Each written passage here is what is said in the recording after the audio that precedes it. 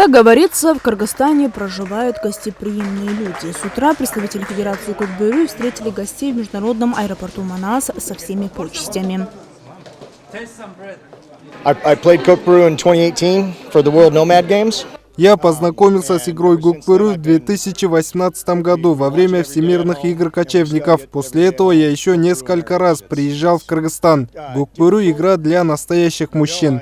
But challenging, yes. Very challenging, yes. But difficult, no. It was...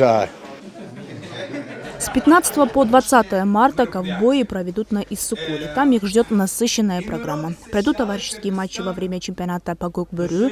Также некоторые из ковбоев примут участие в схватках Эр-Эниш и совместно с нашими кокбористами проведут серию совместных тренировок. Работает в компании по производству добавок для лошадей, участвует в профессиональной...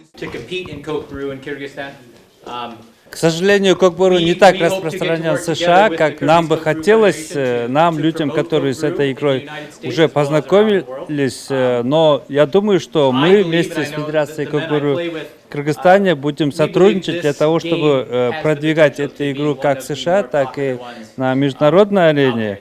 Я полагаю, что у Кокбурю есть огромный потенциал для того, чтобы стать очень популярной игрой.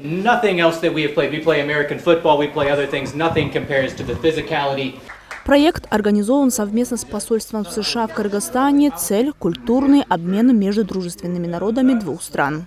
Мы планировали встречу организовать и у нас, и в Америке в целях популяризации нашей национальной игры Кокбурю. Как вы все знаете, это наше национальное достояние. Мы хотим вывести нашу игру Кокбурю на новый уровень.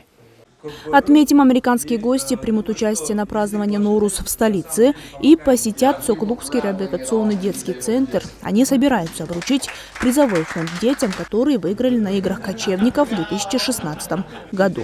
Рахат Батырбекова, Гумиш Куттубеков, СТВ.